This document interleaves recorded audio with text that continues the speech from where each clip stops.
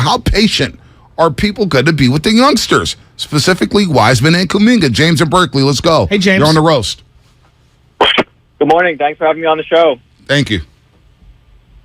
Yeah, so I would like to say the time is now to strike while the iron is hot. Chaos is unfolding in Brooklyn. Here's my trade package. I'm going Wiggins, Poole, Wiseman, Kuminga, 4 first-round picks, bring KD over here, and what we're looking at is Steph, Clay, KD, Dre, Loon. You got Moody, DiVincenzo, and JaMychal Green off the bench. I said on the show the other day, Curry is 34, turning 35. It's time to start stacking rings. I know KD can get us there. And also, it eliminates the pool issue because that punch, that's one of the huge crises of this organization. You get Poole out of here as well. That's a bonus, in my opinion. So you'd go Poole over Draymond? Poole. Because Poole, I have questions about his fit. So the only problem... I don't mean to interrupt. The only problem with trading Wiggins is that because he's on the extension of a rookie deal or whatever. I don't think you could trade him right now. Yeah, he would have to be attached to Ben Simmons, correct? Because you're only allowed so many. There's these weird wrinkles in the CBA that won't allow you to basically do that deal. Wiggins is off, and to me, Wiggins is off the table. Yeah, I got to keep Wiggins. I mean, if we're talking about salvaging defense at some level, you cannot give up your best defender day in, day out. I love Dre. Right. Wiggins was the better defender, and we're talking splitting hairs here, but to me, Wiggins was the better defender in the postseason. How can you get rid of your best defensive perimeter player in an era where there's nothing but ball-dominant perimeter players? You can't. Let's go down to San Diego to Coach Hall. Coach Hall, what's happening? You're on the roast. What's up, guys? Man, since we spitballing, there's a team that looks like they're going to be just as chaotic as we are if we keep, leveraging our youth for losses. And that's the Lakers. I don't know how we can do it, but I would love to keep Dre. If we get rid of Dre, I don't see us winning, any rings because of defense. But because of the connection with Dre, Clutch, LeBron, Steph talked to him at the wedding, what would we give up to get LeBron? If they're going to enter the lottery and try to get Victor what's your mama name, why not? I'm actually in on LeBron. I know most people aren't. I'm in on LeBron. I'd rather have KD. I would rather have KD too. Yeah. But if you're asking me, and also LeBron, I couldn't do LeBron. Of all the people on the Lakers, wouldn't AD be more of the fit than LeBron? He can't even get up and down the floor, man. His back is already aching. Yeah. We're 2 weeks into the season. He's got my neck, my back, and my back. Like, this guy's about to be street clothes in 3 weeks. What was the name of her, the woman who put that song out? My neck, my back, my neck, and my back. She was like a one-hit wonder. I know. I'm trying to think what her name was. Somebody will come up with it on the text line. Let's go to Tsunami down in San Jose. Tsunami, what's happening, buddy? You're on the roast. Hey, what's up, big fellas? How you guys doing, man? Good, man. Good morning. Good morning. Hey, my patience level is high as long as the young guys are developing and progressing in the right direction. Right. My biggest frustration with the young guys right now, though, is Kuminga. And last year, I could have sworn he had this kind of start, and I went back and looked at his stats. Go back and look at his February and March of last year, man. He was balling. He was putting out 14, 15 points a game. He was getting about 25 minutes. What happened to this guy, man? And if he continues to go down the toilet bowl here, get rid of him, man. We got other guys in line that might be PBJ, Rollins. We got Glee in Santa Cruz, man. We got other guys that are ready to play if this guy's going to sit there and pout, man. And by the way, last thing, Baldy said that Madden always said that football started when there was the first frost on the pumpkin. First frost on the pumpkin this morning, fellas. I know, it was a little chilly. It was a little chilly this morning. It was low 40s today when I got in the car. Shout out to my guy Jimmy up in Seattle. Jimmy_Lee1. What'd he say? He's out here screenshotting this from Seattle saying, come on, man, dumb fans calling in wanting to trade for LeBron James. Here you go. Here you go. Hey, Bonta. One guy. Kia. Kia is her name? My neck and my back. Where's it Khalees? Dibs just texted said Khalees. I thought that was Nas. That Nas's former girlfriend. Was. Yeah, it could be Kia. I looked it up. She was Milkshake. Kia. Oh, yeah, Kia. It was Kia. Oh, Khalees is the milkshake. Yeah, I thought Khalees was Milkshake. My milkshake brings all the boys to the yard. They had some bangers. Yeah. They had some bangers. Was she the one that he was supposed to go to Africa with in Belly? No, that was T-Boss. That was T-Boss. That's right. T-Boss. You're right. Let's go to Africa. Yeah. Let's move to Africa. She's like, what? Let's just go to Africa. Move to Africa. All right, Nas. It always comes back to Belly. Belly is great. By the way, the 20-year anniversary of Peyton Fool was last week. Was it? Yeah. Dude, Money when Making Cameron Mitch. comes in on the motorcycle, Oh, yeah. Money Making all-time Mitch. moment. Come on, baby. Ace Boogie? I'm broke. Ace Boogie? Yeah, that was his cousin. He's Money Making Mitch, McKay Pfeiffer. Yeah, Mackay Pfeiffer. Mackay Pfeiffer. Yeah. Come on, baby. I ain't got no money. Let me hold I'm broke. Come on, man. Let me hold something. I smell it. I know when somebody got money on you. I smell it on you. That was great. He had about a 5-year run where he was in a lot of cult classics. A lot of classics. Yeah. Q. Yeah, that's right. Look at you. Will in Berkeley. What's up, Hey, man? Will. Will, what's happening? You're on the roast, man. How much patience you got with the youngsters? How much patience you got with Wiseman and Kuminga? My fellas, yo, I got a funny story really quick before I talk about Kuminga. My wife used to date Jermaine O'Neal. Wow. So believe how head tripping I was when I heard that. Wow. I think that's the same going for Kuminga. I think Kuminga is head tripping. I think he got in his head that he's a 3, not a 4, and I think he really doesn't know what his place is after seeing all these championships. So he's got to really develop. I mean, I really feel like he's still in development mode. He needs to really push himself to the limit and see all these other youngsters coming up and really get to that level. All right, so but you started this call off saying your wife used to date Jermaine O'Neal? Man, when I tell you it took me about a few months to get over that, I'm still not over it, actually. Hey, you know what? It takes a bigger man to admit it. I'm still not over it. Hey, look, I'm the most insecure person on the planet, so I could totally relate with what you just said, and it takes a strong man to admit that. Much respect. Damn. Hey, wait, real quick, last one, Will. Did you root against Jermaine O'Neal when he was a Warrior? What do you think? Thanks for the call, Big Willie. What a call. Oh, That was man, that great. is funny. That is funny. Joe, 818, the 818. Joe, what's happening? Good morning, gentlemen. Where's the 818? Yeah, where's the 818 Educate me, at? please. All right. Hey, listen, real quick.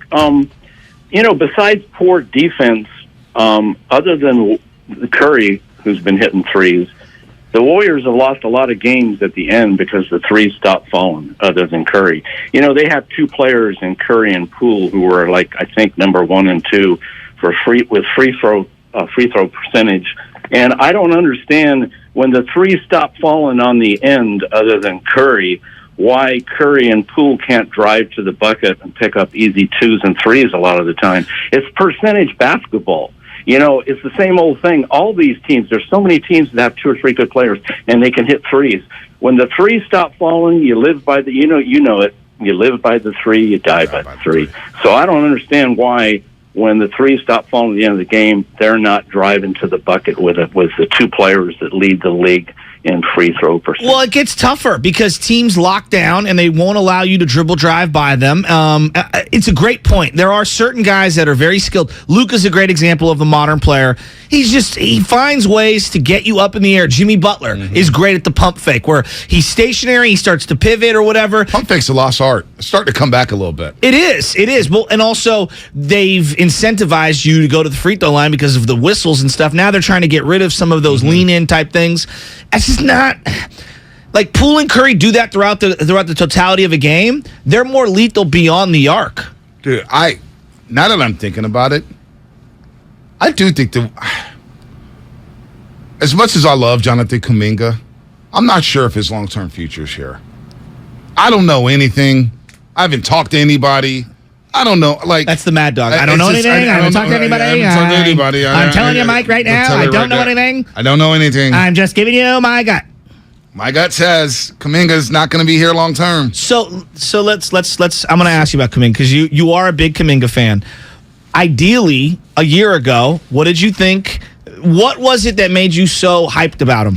Athleticism, ability to get to the cup, free throw line, defensive intangibles, strength, his length, size, all that good stuff. What you didn't mention was basketball IQ.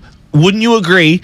And I'm not ripping his IQ over. I'm talking about basketball IQ, the ins and outs of playing within the fabric of this team. Wouldn't you agree that when we talk about fit for the Warriors, basketball IQ might be one of the top 1 or 2 things that you look for? It may supersede some of those other intangibles. So that's where I'm going. Can the kid catch up in time for when they need him? Like that, I think that's a fair question to ask out loud. Yeah, because he's young. He's 19 years old. And he's got very limited basketball experience. Yes, exactly. Played in the G League for 1 year, right? Played high school out here, but really that's it. Didn't play college basketball.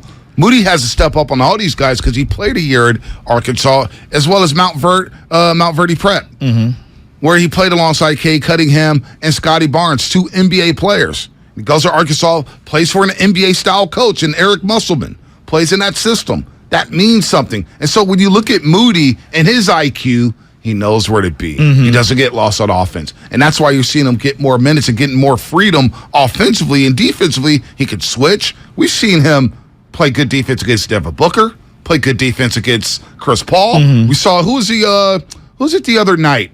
Who was it? Was it last night?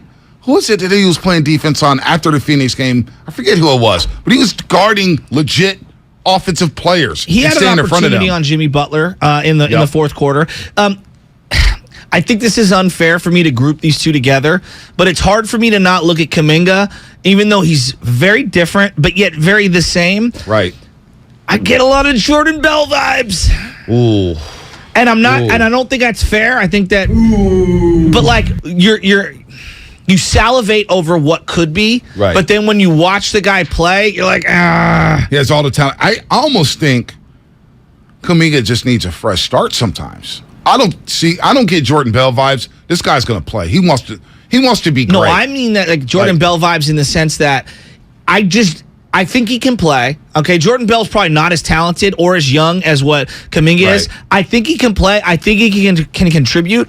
The question is like, can he get his head on straight for what they need to do within the fabric of how they like to play? I don't think his head is a problem. I think the kid just wants to play. No, I don't mean. If you mean IQ, I think you're talking about IQ. Basketball IQ, movement without the ball, setting a screen away from the ball, not just standing in the corner. Don't run into someone. Stop spin moving when everyone knows you want to spin move. Like he's kind of a bull in a fine China cabinet shop, you know, and it's just like Well, this guy is 20 years old. He just turned 20, October 6th. Turned 20. No, he's so young. Had a couple years, or Jordan Bell had a couple years in college. He was like 23 getting drafted. Yeah, so he was older. I think he went JC first. Yeah, so I think it's just the IQ of playing within the system. And for a 20-year-old playing along, again, the same thing happened to Wiseman his rookie year. It is tough to just come in right away and fit right in with these guys. It takes a special individual. So I don't think, and like Jordan Bell's now, I think he's in the G League. He was with Santa Cruz last year. Kuminga will be a pro for a long time. No doubt. This feels unfair because we're going off of like 50 games for the kid.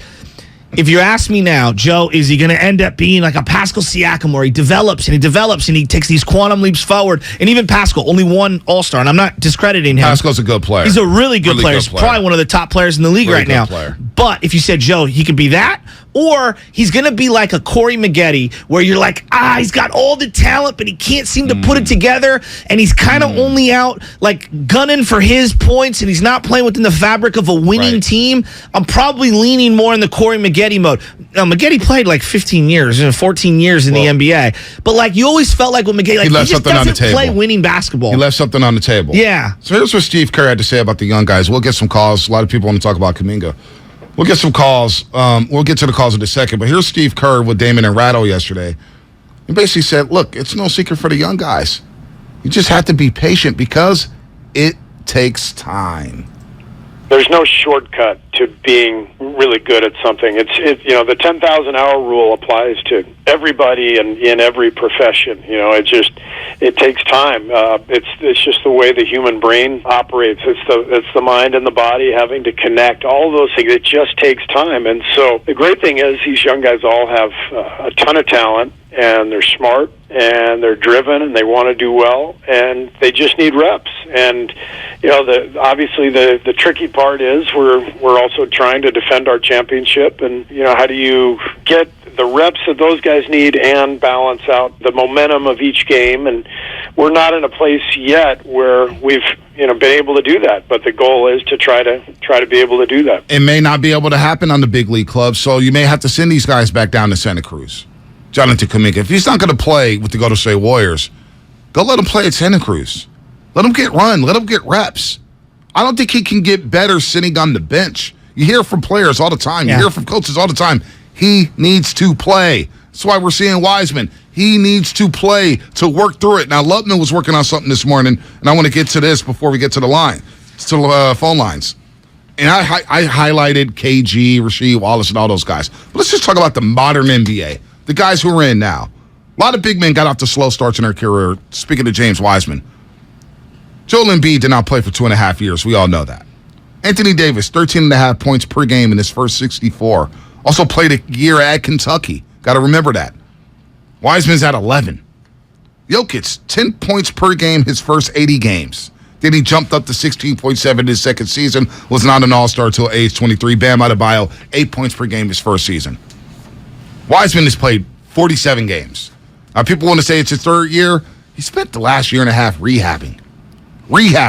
Not really working on his game, rehabbing, trying to get right. And we both agree, and Kurt referenced it, and I get triggered. But when you say the 10,000-hour rule, people are like, you just practice, and 10,000 hours later, you're mastering. No. You've got to play. Well, that's the thing about the 10,000-hour rule that Malcolm Gladwell throws out there, and it's been debunked over and over again. Right. It's about practicing with purpose, practicing the right traits. There's a mental and emotional aspect to it that needs to be attached. And if you are practicing bad habits, those are what's going to be reinforced. But he's actually practicing good habits. No, but what I'm saying is it also needs to be practical application. Just you shooting 10,000 hours in an empty gym doesn't mean that you're going to be able to shoot. You need to play in the game. Exactly. You need to play in the game. That was where I was going with it. You got to play in the game.